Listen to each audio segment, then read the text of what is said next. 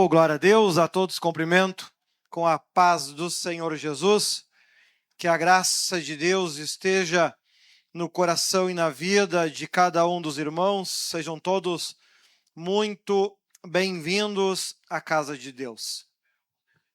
Convido os irmãos a abrir as Sagradas Escrituras lá no livro de João, capítulo 20 e versículo 26.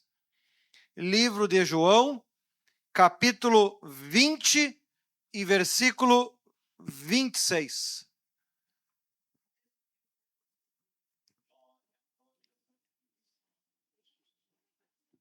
Oh, glória a Deus, estamos estudando a série Milagres de Cristo e com a graça de Deus, esta é a penúltima mensagem do Novo Testamento. Na próxima quinta-feira ali em Canoas, e estaremos estudando a última mensagem, e com isso teremos estudado todo o Novo Testamento, exceto lá o livro de Apocalipse, graças a Deus por isso. O tempo passa, parece que foi ontem que começamos os primeiros textos lá na série Emoções, né? E agora já estamos indo para os últimos, com a graça de Deus, um melhor do que o outro. Livro de João, capítulo 20, versículo 26, que assim nos diz: E 8 dias depois estavam outra vez os seus discípulos dentro e com eles Tomé. Chegou Jesus, estando as portas fechadas, apresentou-se no meio deles: paz seja convosco. Depois disse a Tomé: põe aqui o teu dedo e vê as minhas mãos. Chega a tua mão e põe no meu lado, e não sejas incrédulo, mas crente. E Tomé respondeu e disse-lhe: Senhor meu e Deus meu. Disse-lhe Jesus: porque me vistes, Tomé, creste. Bem-aventurados os que não viram e creram. Jesus, pois, operou também em presença de seus discípulos muitos outros sinais que não estão escritos neste livro. Porém, estes foram escritos para que creais que Jesus é o Cristo, o Filho de Deus, e para que, crendo, tenhais vida em seu nome. Amém? Oramos. Senhor Deus e amado Pai, que a tua graça e o teu Espírito venham iluminar e abençoar a vida e o coração de cada um de nós. Muito obrigado, Jesus, por esta oportunidade. Muito obrigado, Jesus, por este momento. Que a tua palavra, que a tua graça venha crescer na vida e no coração de cada um de nós. Somos gratos a ti por tudo que tem feito, por tudo que tem ministrado. E assim nas tuas mãos os colocamos, em nome do Pai, em nome do Filho, em nome do Espírito Santo de Deus. Amém? Os irmãos podem sentar. Glória a Deus. Oh, glória a Deus. Olha ali então numa outra tradução para ficar um pouco mais claro. Ali então João 20, 26. Uma semana depois, os discípulos de Jesus estavam outra vez reunidos ali, as portas trancadas. E Tomé estava com eles.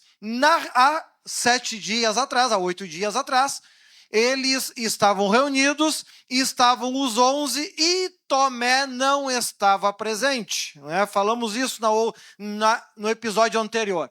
Ele não estava presente quando os 11 contaram aquilo que tinha acontecido.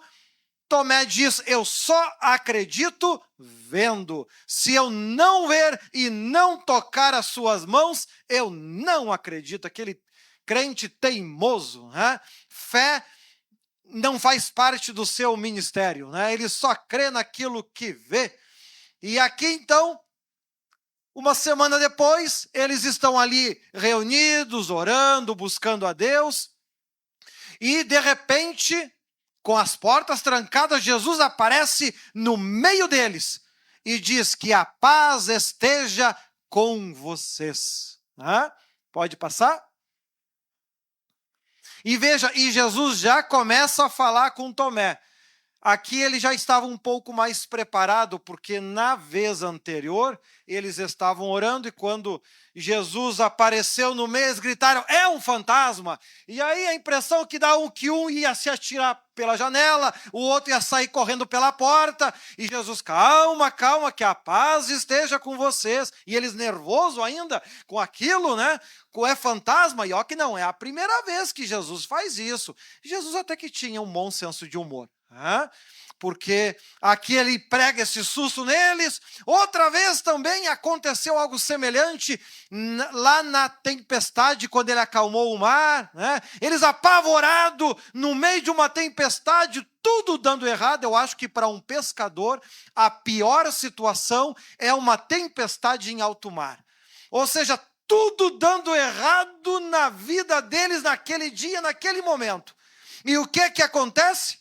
Jesus caminhando por cima da água, quem sabe com as mãozinhas para trás, curtindo o vento, sentindo a brisa, eles apavorados, enlouquecidos, é hoje que nós vamos morrer tudo. E Jesus caminhando por cima da água, bem tranquilo, né? E se apavoraram quando viram, pronto, vem tempestade, o barco está se jogando para um lado para o outro e o fantasma já está vindo levar nós, né? Se apavoraram, aí Jesus diz, calma, sou eu. Aí Pedro, mais preparado, eu acredito, para a situação, se realmente é tu, diga que eu vá até onde tu está. E Jesus sempre de bom humor, então vem. E aí o restante vocês já conhecem. E aqui neste novo momento, Jesus aparece no meio deles, imagina. E ele aparece assim, de carne e osso, que nem eu aqui, ó, que tu pode tocar. Imagina, tu tá ali orando e puf, aparece aí do lado. Como aqui já é a terceira vez, eles já estão mais preparados, já estão mais tranquilos, ninguém quis se atirar pela janela, ninguém quis sair correndo, né? E aqui, então, Jesus vai logo em quem? Vai logo no Tomé. Sabe que tem irmão que diz que antigamente até falavam mais, hoje já estão mais acostumados, eu acho que já estão mais maduros no conhecimento da palavra. Aí, antigamente dizia, porque o pastor só pregou para mim. Sim, mas é dos piores que Deus gosta. Veja aqui o texto, né? Não te ofenda, viu, por favor. Mas ele gosta dos piores. Ou seja, então, quando você ter a sensação, só pregou para mim, agradeça a Deus, você hoje é o pior deles. Eu não sou nada. Paulo, olha a diferença. O cristão, ele tem que, quando fala que ele tem que se converter, ele muda a sua visão sobre as coisas. Quando ele é meio ímpio, ele gosta de exaltação, de reconhecimento. Já quando você se converte como um apóstolo Paulo, ele lá, longa experiência, ele vem e diz, para todos para quem eu já preguei, certamente eu sou o pior deles. O verdadeiro cristão, ele não busca reconhecimento. Ele reconhece as suas falhas, porque ele tem em mente, grande, só existe um, que é Deus que está no céu. O resto é tudo pó. Elias aprendeu isso na prática. Ele apavorado, Senhor, já mataram todos os profetas e só sobrou eu. E ele escondido na caverna. E Deus vai lá, Elias, o que tu está fazendo aí? E aí ele dá essa desculpa, porque só sobrou eu, porque o resto ninguém quer nada contigo, porque não dá ouvido, porque não dá bola. Aí Deus disse, Elias, cria vergonha na cara, tem mais 4.000 homens ao meu dispor.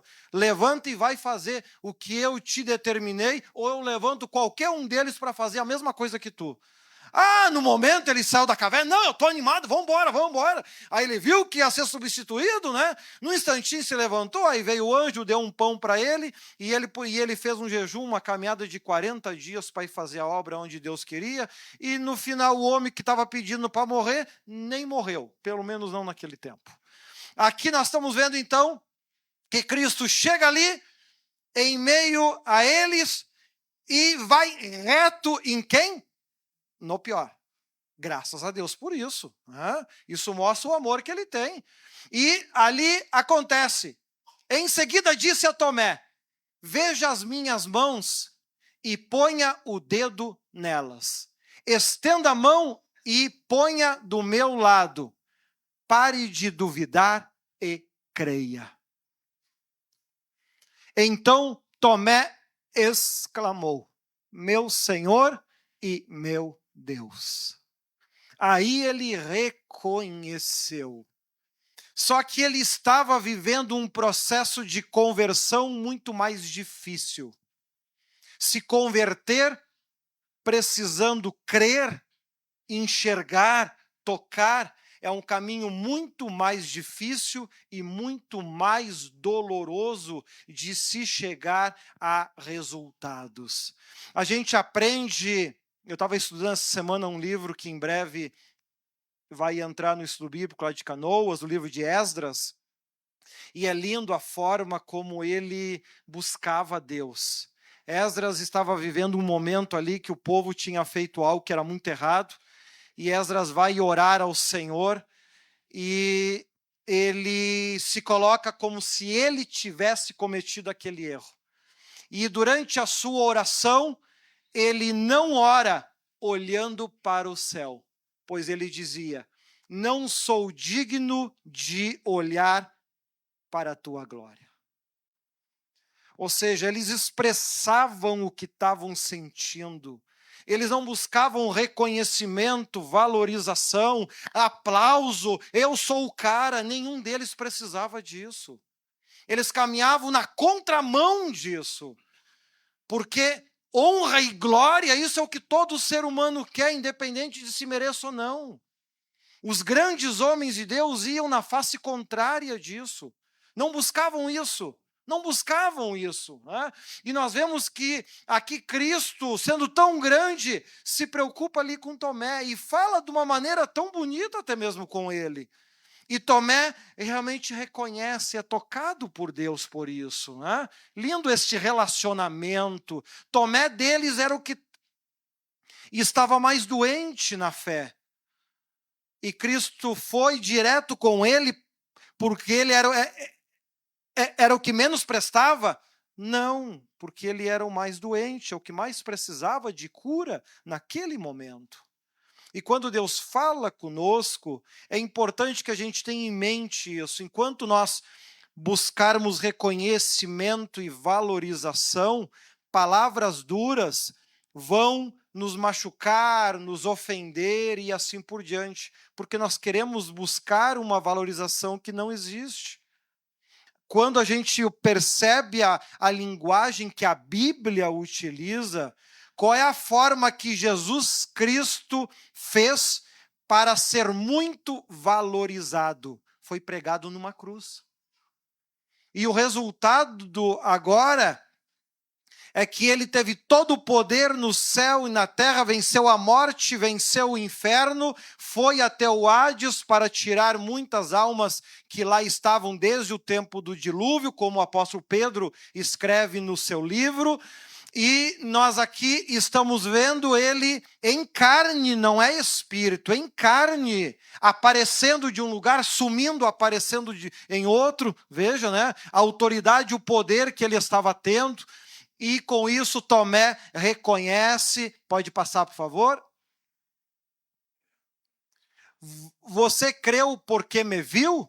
Disse Jesus. Felizes são os que não viram, mas assim mesmo creram. Como por exemplo as mulheres, os anjos falaram para elas que o Senhor tinha ressuscitado e elas plenamente creram. Pode passar? Jesus fez diante dos discípulos muitos outros milagres que não estão escritos neste livro. O que a gente sabe sobre Cristo, e agora na próxima quinta-feira estaremos completando todo o Novo Testamento, aquilo que a gente estudou em cada episódio, em cada passagem, em cada momento, é apenas uma ponta de tudo aquilo que de fato aconteceu. Muitas coisas que Cristo fez, ou a forma como ele fez, ele não permitiu que fosse contado e escrito, como lá naquele momento que ele ressuscitou aquela menina, o texto ali diz que ele pegou a mão da menina e disse: menina, levanta-te. e depois diz para elas: não contem a ninguém nada do que aconteceu. Falou para os pais e os discípulos. Porém, que a menina estava morta e que agora ressuscitou, a cidade inteira sabia. Não fazia nenhum sentido pedir para ele não contar isso. Ou seja, muito mais coisa aconteceu naquele momento, que ele não permitiu que fossem escritos. Aqui João, ele está falando justamente disso. Nesta reunião que ele esteve, muitos milagres aconteceram, muita coisa aconteceu, e não estão escritas neste livro. E ali o 31. Mas estes foram escritos para que vocês creiam que Jesus é o Messias, o Filho de Deus. Tudo que está no Novo Testamento que a gente estudou teve apenas um objetivo: nos conduzir a crer em Jesus. Este é o foco do Novo Testamento. Crermos em Jesus, acreditarmos em Jesus. Esse foi o foco, esse foi o objetivo, né? E para que, crendo, tenham vida por meio dele, e que assim a gente possa alcançar muitas dessas bênçãos e graças que Deus preparou para cada um de nós. Com isso, João está dizendo: o que Deus pode fazer por vocês é só aquilo que está escrito aqui no livro? Não, ele pode fazer muito mais do que isso. Mas nós temos que estarmos nos propondo a sermos muito mais do que a maioria. Se a maioria das pessoas estão preocupadas com reconhecimento, nós temos que andar na contramão disso. Na contramão disso. Esperarmos as ofensas, esperarmos as humilhações, porque é isso que nos faz grande. Foi isso que fez o apóstolo Paulo se tornar o maior evangelista do Novo Testamento no seu tempo e na sua época. Enquanto ele tinha autoridade para prender e matar quem ele quisesse, ele era um ninguém. No momento que ele passou a ser perseguido, sofrer e padecer, ele se tornou alguém grande. Alguém que ele não quis contar que foi ele, pela forma de trabalhar dele. Agora, é um homem que eu acredito que foi arrebatado ao céu muitas vezes. Tudo indica que sim, porque o nível de conhecimento que ele teve para escrever em cada um dos cerca de 13, 14 livros dele, ele fala de assuntos com uma naturalidade que eu não encontrei em nenhum outro momento ao longo de todo o Antigo Testamento e os livros que já existiam, como os evangelhos, até o seu tempo e a sua época. Não sabeis vós que nós ainda havemos de julgar os anjos? Mas isso nunca foi falado, ninguém sabia disso. E ele falava daquilo como se fosse a coisa mais comum e normal do mundo. Então veja que enquanto nós buscamos esta honra humana, nós estamos nos fazendo pó e insignificantes. Quando a gente passa a amar as perseguições, as ofensas, as perdas, aí que a gente se torna grande. Um grande exemplo, a não se estender, é o caso de Pedro. Pedro, enquanto ele queria passar a mão numa espada, cortar a orelha do soldado, fazer e acontecer e brigar, ele era um ninguém, ele era um nada. No momento que ele tomou uma tunda de pau, de chicote, e saiu feliz porque é a primeira vez que ele conseguiu apanhar e ficar feliz porque foi por amor a Jesus. Ali ele passou a ser grande. Resultado, a sua sombra curava as pessoas. E ele se tornou alguém perfeito? Não, o apóstolo Paulo, 18 anos, chegou para ele e disse, lá em Gálatas: Pedro, tu é um hipócrita, tu está fazendo isso e está errado, Pedro. Pedro tinha erros? Claro que sim, Pedro não deixou de ser um ser humano, mas agora o poder e a graça de Deus estava em Pedro. Tu vê Pedro retrucando Paulo e dizendo que não, porque tu veio se meter no meu trabalho? Ele, não, Pedro diz o contrário. Tudo que tu falas, nós sabemos que realmente é vindo de Deus. Olha a diferença. Por que Pedro antes queria fazer tudo na raiva, no ódio e na força? e era um Zé Ninguém, não era nada, era pó insignificante.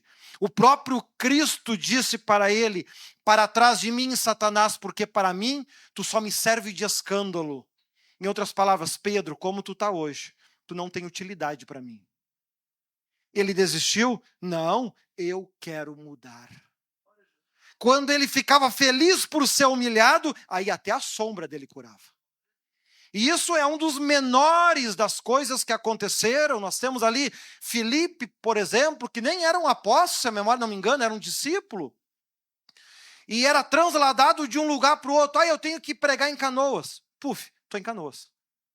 Eu tenho que pregar lá em Guaporé. Puf, estou em Guaporé. Filipe tinha essa... O Espírito Santo levava ele de um canto para outro.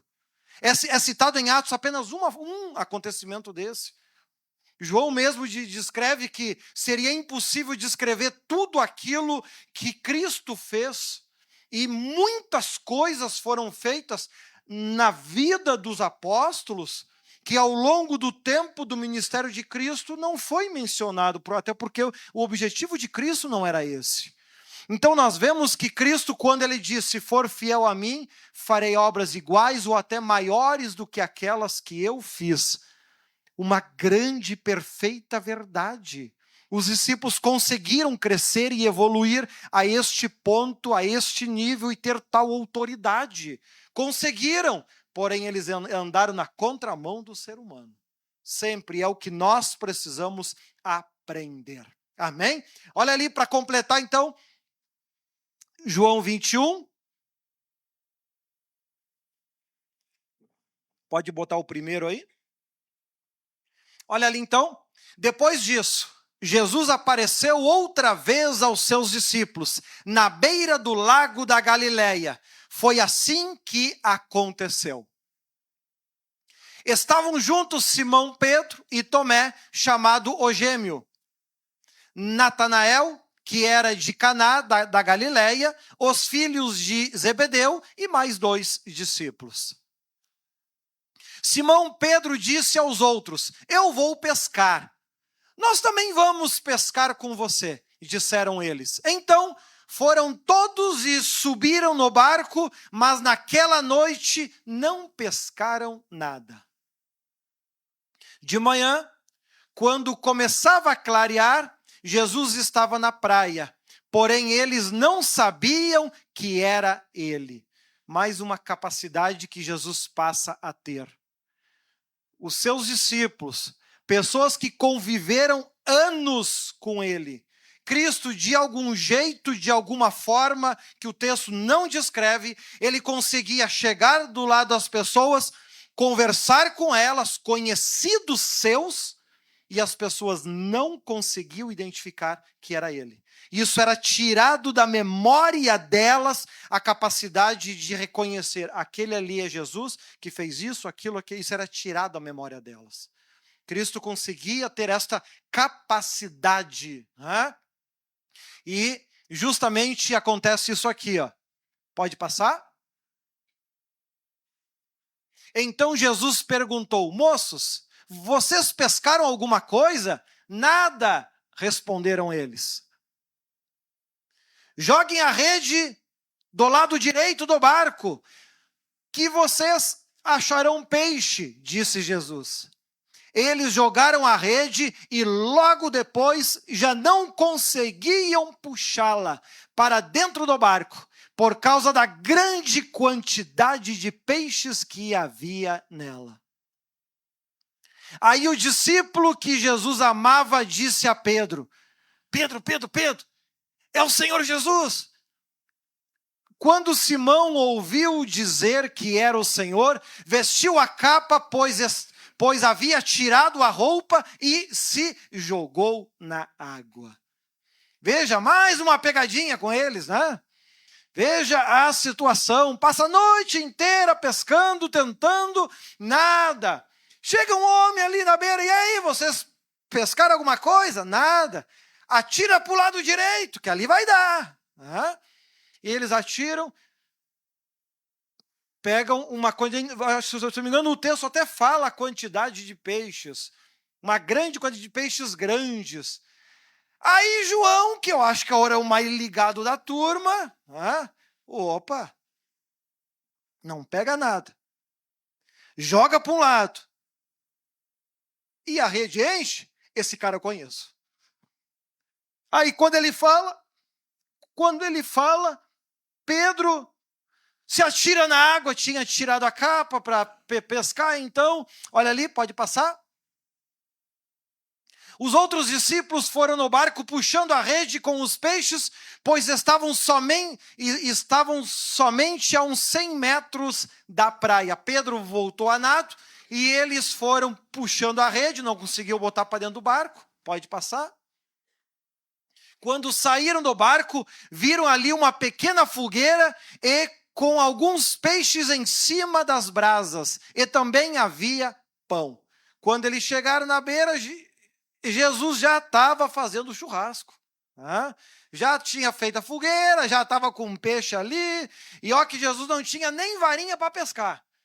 Já estava com os peixes na brasa. Daqui a pouco Jesus era só chegar na beira da água. Quem é o voluntário para ser minha janta hoje? Todo mundo, né? E já tinha até pão, né? Tudo prontinho, né? E já esperando eles para jantar, para comer. Pode passar? Então Jesus disse: tragam alguns desses peixes que vocês acabaram de pescar. Traga mais alguns aqui para a gente aumentar a fartura. Aí Simão Pedro subiu no barco e arrastou a rede para a terra. Ela estava cheia com 153 peixes grandes. Alguém que não pegou nem lambari. Bastou Jesus falar: joga para o lado direito que ali tem um monte de voluntário esperando. Jogou 153. E mesmo assim não se arrebentou. Deus não faz nada para estragar, né? Só para abençoar. Jesus disse: venham comer. Nenhum deles tinha coragem de perguntar quem ele era. João já tinha dado a pista. Não pega nada. Fala para tirar. Pega um monte de peixe. É o homem. Só que não estavam com coragem de perguntar se era mesmo, porque daqui a pouco se eu pergunto vai dizer: tá, mas não me conhece mais. E a gente olha para ele e não conhece mesmo. Então ficaram com receio. Olha a situação, veja o quanto Cristo conseguia mudar, seja a sua fisionomia, seja o quanto ele passou a ter domínio sobre o ser humano, no que ele conseguia entender, no que ele conseguia enxergar, no que ele conseguia perceber. Pois sabiam que era o Senhor. Pode passar?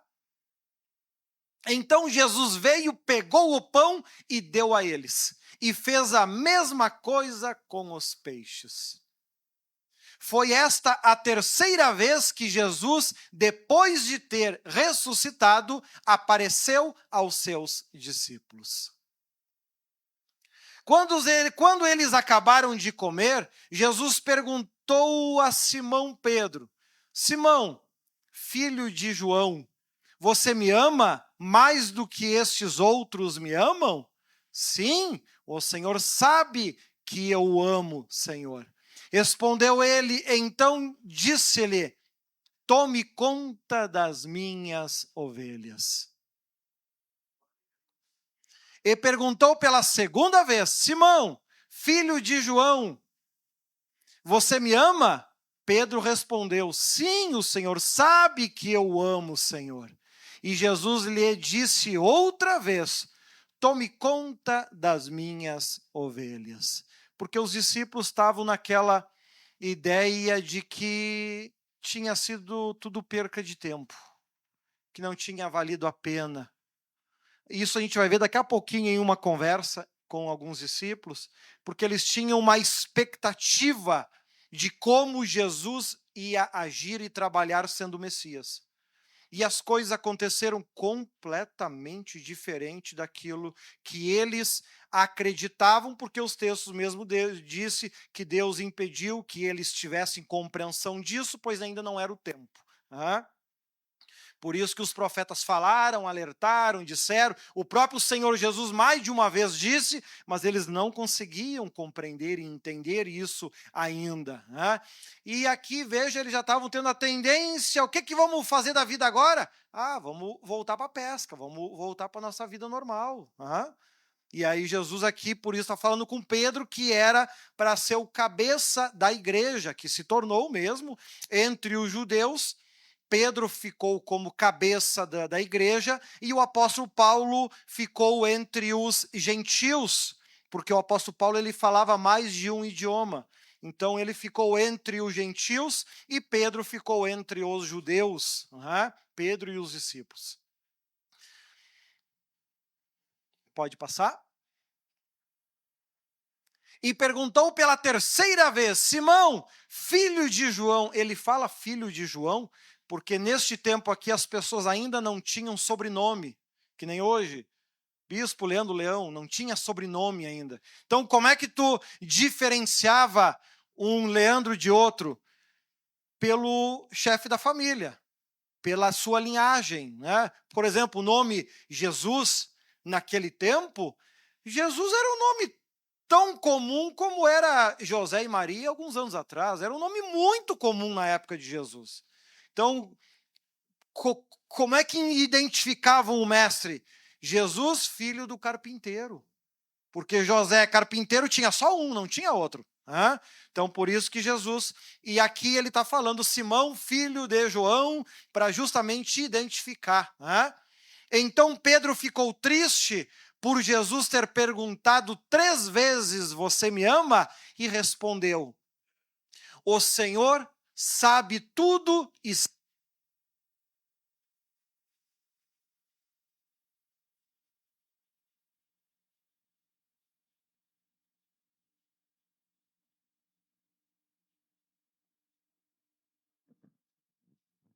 Glória a Deus. E olha que nem é isso bíblico, né? Já cansou o bichinho. Olha ali, ó. E respondeu, o Senhor sabe tudo e sabe que eu amo o Senhor. E Jesus ordenou, tome conta das minhas ovelhas. 3 vezes Jesus Cristo disse, o teu lugar não é na pesca, o teu lugar é lá cuidando das minhas ovelhas. Aí que Pedro começa a se converter. Porque na pesca ele era um cara que era reconhecido, tinha valor, tinha honra e aquela coisa toda. No evangelho ele era pisado, humilhado, desprezado, não acreditavam nele, não davam valor muitas ao trabalho dele, e ele não era um cara convertido ainda. Então, a pessoa que não é convertida, o que ela vai buscar? Aonde ela é reconhecida e valorizada, claro. O convertido fazer aquilo que Deus espera de mim. Eu quero chegar lá em cima quando Deus pegar a listinha do que esperava de mim e começar a dar o ok ou o xizinho, ele põe ok em tudo. É só o que importa. Né? Como disse o apóstolo Paulo, acabei a carreira, guardei a fé. Em outras palavras, fiz tudo que Deus esperava de mim e não desisti. É só isso que importava. E Pedro estava agora começando a entender, já era pregador, já tinha feito milagres em aldeias que eles foram pregar, as coisas já estavam, só que ele não tinha se convertido, ainda tinha aquela coisa, não, eu tenho que ser reconhecido e valorizado, ainda era um bebê no evangelho. Mas aqui agora Pedro começa a se converter, né? E aí ele começa a andar em outra direção. Quando você... É isso mesmo, meu anjo, pode passar. Quando você era moço, você se aprontava e ia para onde queria. Mas eu afirmo a você que isto é verdade. Quando for velho, você estenderá as mãos. Alguém vai amarrá-las e o levará para onde você não quer ir. Vemos que aqui Cristo estava contando como seria o final da vida de Pedro. Ele estava contando lá o final. Pedro, hoje você é moço, tu vai aonde quer. Mas quando tu for velho, Quando o teu ministério estiver se concluindo, tu serás amarrado e vai ser levado para onde não quer ir. A, que, a questão é, ele seria levado como um servo de Deus ou como alguém que virou as costas para Deus? O seu futuro já estava determinado. As coisas à frente já estavam determinadas. A única coisa que Pedro poderia mudar é se o final seria no céu ou no inferno. O resto Deus já tinha determinado até como seria o final. E ele não tinha escolha em querer mudar isso. Ah, mas eu posso mudar. Não, não pode. Tu pode mudar apenas se vai entrar no céu ou no inferno. O resto, a tua escolha com Deus já foi feita. Aonde tu tem que estar, para quem tu tem que pregar, Deus já decidiu isso há muito tempo. Qual ministério tu tem que fazer, de que forma tem que se fazer, ele já decidiu e não vai mudar, porque Deus não muda de opinião. A única coisa que pode mudar é se no final vai ser como um vencedor ou como um perdedor. É só isso que muda. Por isso que Paulo, lá no final, ele diz: acabei a carreira, guardei a fé. Pode passar? Ao dizer isso, Jesus estava dando a entender o modo como Pedro ia morrer e assim fazer com que Deus fosse louvado. Então Jesus disse a Pedro: venha comigo. Então Pedro virou para trás e viu que o discípulo que Jesus amava vinha atrás dele. Este era o mesmo que estava ao lado de Jesus durante o jantar da Páscoa e que havia chegado para mais perto dele e perguntado: Senhor, quem é o traidor? Quando Pedro viu aquele discípulo, perguntou a Jesus: e o que o Senhor diz? E o que diz, Senhor, a respeito deste aqui e acerca de João?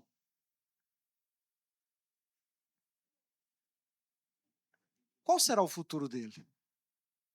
Olha a liberdade que eles tinham. Né? Olha o contato que eles tinham. Né? Pode passar? Então, acho que pulou um. Jesus respondeu: se eu quiser que ele viva até que eu volte, o que é que você tem com isso? Venha comigo. João no seu futuro não tinha a questão de ser morto como todos os demais discípulos. Não tinha isso no ministério de João. Algo que venha a se cumprir. João foi o único que morreu de morte natural. O primeiro a morrer assassinado foi Tiago.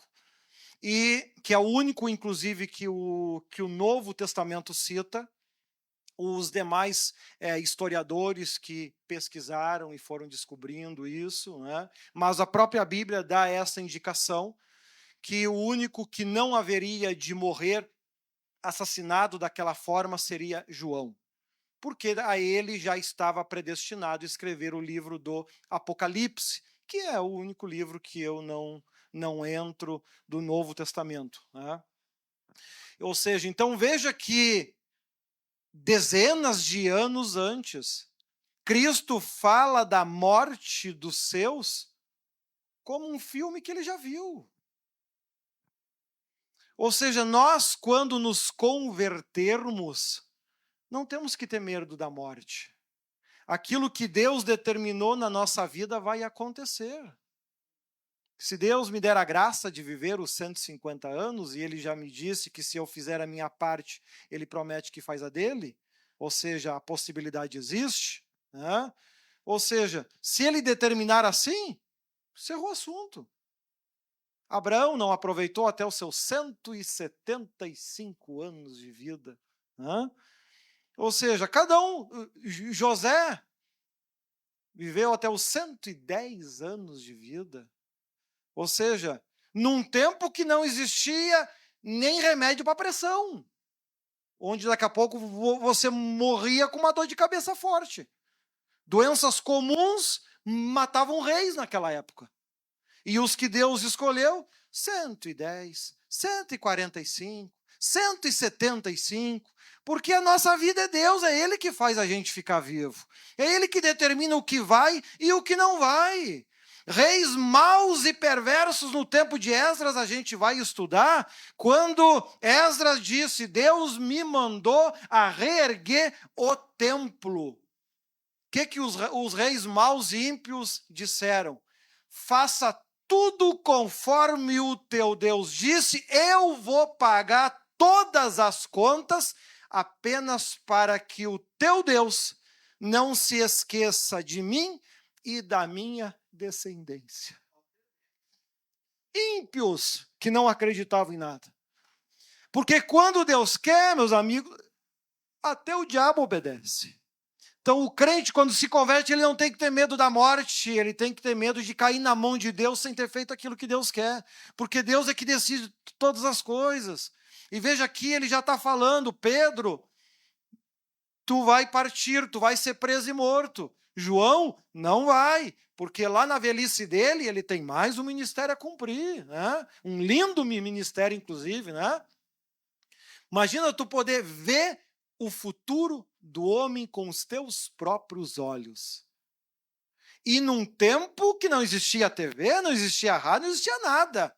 Ou seja, era muito mais apavorante para João enxergar essas coisas, para Daniel enxergar essas coisas, do que seria para mim e para ti. Imagina para eles vendo um avião, uma bomba explodindo tudo, ele nem sabe o que é isso.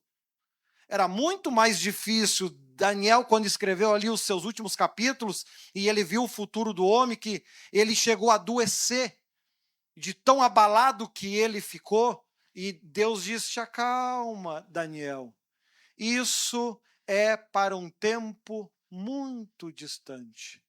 Um tempo, 2 tempos, um pouco mais de meio tempo. Lá no estudo bíblico, inclusive, eu explico sobre isso. Então veja aqui, Cristo dizendo como ia ser, e apenas venha comigo, só confia em mim. Então se espalhou entre os seguidores de Jesus a notícia de que aquele discípulo nunca ia morrer, né? Mas Jesus não disse isso. Ele apenas disse, se eu quiser que ele viva até que eu volte, o que é que você tem com isso? E foi Jesus que veio depois, deu o livrinho para ele comer e enxergar o Apocalipse, os primeiros capítulos ali, né? Ou seja, mas eles interpretaram que João nunca ia morrer. Não foi isso que Cristo disse. Ele disse que João ia viver até o próximo encontro entre eles, que veio acontecer lá no início do Apocalipse, né? Este discípulo que falou estas coisas, e às vezes este é o discípulo que falou destas coisas e as escreveu. E nós sabemos que o que ele disse é verdade. E para completar, ainda há muitas outras coisas que Jesus fez. E isso agora João se identificando. Se todas elas fossem escritas, uma por uma, eu acho que nem no mundo inteiro caberiam os livros que seriam escritos. Veja que aquilo que João escreveu, contou aqui para nós, é apenas uma ponta, uma agulha, algo muito pequeno diante de tudo que Cristo fez em 3 anos de ministério. Então veja quanta coisa Deus pode fazer na minha e na tua vida. Mas nós temos que conseguir estar em sintonia com Ele. Na mesma sintonia que os discípulos.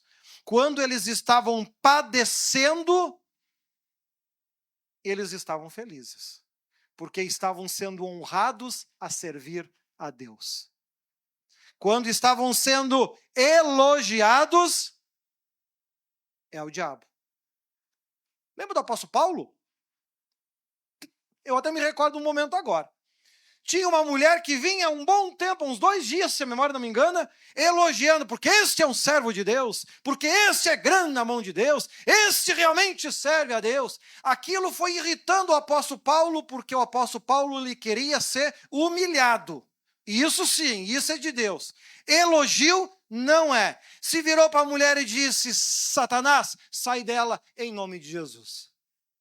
Foi preso, tomou uma tunda de pau depois por causa disso, porque expulsou o diabo. Né? Ou seja, mas pelo menos ele resolveu o problema. Essa não me elogia mais. Elogiar não é bom.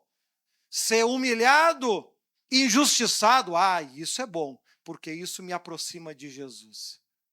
Olha a mentalidade de alguém que se converteu, que realmente tem o coração em querer ser de meus imitadores. Mas então eu tenho que ser um trouxa na mão dos outros? Não é isso que a Bíblia diz. Inclusive o apóstolo Paulo usa a autoridade dele e 2 que não tinham nenhuma autoridade, Paulo entregou nas mãos de Satanás, uma autoridade que apenas pastores, bispos a possuem. Né? Não adianta você, que não tem essa consagração, sair mandando todo mundo para o diabo, que não é bem assim a coisa. Nós mesmos, mesmo tendo essa autoridade, temos que usar com muita prudência, porque se a gente fizer e for injusto, seremos duramente cobrados por Deus por causa disso. Né? Todo poder é dado, mas para ser usado com responsabilidade e de acordo com a vontade de Deus. Nada do que se faça aqui na terra vai passar despercebido. Tudo vai ser cobrado por Deus, porque desde o começo Deus deixou claro: eu mando, vocês obedecem. Se eu falar, tu vai morrer em tal dia, ninguém vai dizer o contrário. Se você vai passar por tais sofrimentos, assim vai ser. Deus determinou que Jesus ia passar por tudo isso. Não foi fácil, mas Jesus disse que a tua vontade se cumpra na minha vida. É isso que Deus espera de mim e de você. Deus não divide autoridade. Deus não aceita outros deuses. Ninguém é melhor do que ele. Como Jó, um dos problemas de Jó, quando a gente estuda o livro, era o orgulho, né?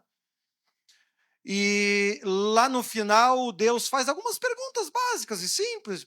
Para alguém que é tão grande e sábio como Jó se achava, vai ser fácil responder. E aí Deus chega para Jó e diz: quando eu criei o céu e a terra, onde tu estavas? Me conte, me diga onde tu estavas quando eu criei o céu e a terra. E faz um monte de pergunta para Jó. E a única coisa que sobra para Jó dizer é: de fato eu sou um tolo. Não tem mais o que dizer. Se Deus determinou, nós é que temos que nos sentir honrados em passar as lutas e perseguições que forem, as humilhações que forem, para que Deus venha a ser exaltado e engrandecido através disso. Pois nós o amamos acima de todas as coisas. Amamos o resultado do nosso trabalho. E qual é o resultado do nosso trabalho? Fazer a vontade daquele que nos enviou. E em tudo que acontecer, em tudo dai graças. Deus é o nosso guia. Creia, confia nele. Creia na sua palavra. Ele sabe o que faz. Estamos aí vivendo o início da formação do tal do El Ninho. Né?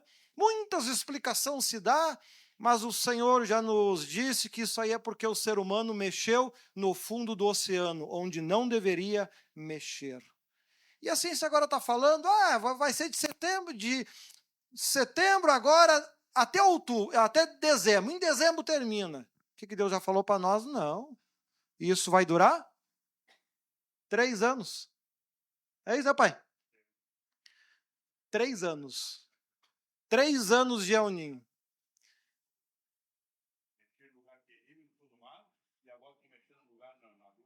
que não poderiam mexer. Se eles mexerem lá, arrumar a sepultura dele, e o povo da terra junto. Olha aí, daqui a pouquinho o pai conta. Então veja, e a terra vai levar 3 anos para se recuperar da bobagem que o homem fez. Ou seja, e nós, se der os vendaval e arrancar nossa casa, Senhor, muito obrigado por estar vivo. O Deus que me deu condições de fazer esta casa vai me dar condições para fazer outra 2, 3 vezes maior. Para um Deus que criou o mundo inteiro, toda a sua riqueza em 6 dias. Quanto deste mundo você precisa para fazer uma casa 2, 3, 4 vezes maior que a que você tem hoje? Todo o ouro, toda a joia preciosa, das pedras mais raras como a jadeite, uma pedra de tom verde, as mais valiosas, em 6 dias estava tudo pronto. O que é para ele abençoar a minha vida e a tua. Do nada ele fez tudo. Também do nada ele pode abençoar eu e você. O que não pode diminuir é o nosso amor por ele. Em tudo dai graças. E assim nós vamos viver do melhor desta terra. Tempos difíceis virão, mas os que realmente amam a Deus vão dar glórias ao Senhor. Os que vivem um evangelho de aparência, como já disse o Senhor, muitos do que hoje estão dando glórias a mim em cima dos altares, naquele dia vão amaldiçoar o meu nome. Por quê? Porque viveram um evangelho baseado em honra humana. E isso é fraco, não tem poder nenhum. É o evangelho que os apóstolos nos ensinaram. Ser feliz com a humilhação e a perda. Depois o apóstolo Paulo, que foi um baita de um evangelista, ele explica melhor, ao dizer: essa leve momentânea tribulação está me deixando cada vez mais feliz. Ele foi amarrado em praça pública, seminu, e levou tunda de chicote. E depois ele falando com as pessoas da sua igreja, ele disse: esta aflição me deixou muito feliz. Porque se a luta que hoje nós estamos passando, porque eu sei que vocês sofrem comigo, não poderá se comparar com as bênçãos e vitórias que Deus ainda vai derramar sobre nós. Homens que não olhavam na situação agora, estavam olhando para a grande bênção que viria ali na frente. Não era em vão que se tornaram os homens na fé que se tornaram, com tamanho poder, com tamanha autoridade, que ser arrebatado ao céu era algo que fazia parte do seu dia a dia, ou seja, que ser transportado de um lado para o outro através do Espírito Santo era algo que eles viviam, ou seja, viviam grandes trabalhos, grandes pregações, em tempos que não se tinha nada, conseguiram fazer tudo, e estão lá milhares e milhares de anos no céu. E quantos crentes que passaram uma vida aqui na terra, vivendo um evangelho humano, e estão aí há anos e anos e anos lá no tormento eterno, da onde não vão sair mais. Quem estava certo? O apóstolo Paulo, que estava apanhando, ou esses crentes que estavam sendo elogiados e aplaudidos? Escolha a bênção para que vivas ou maldição para que morras. Palmas para o Senhor Jesus. Toca a palavra ao bispo José.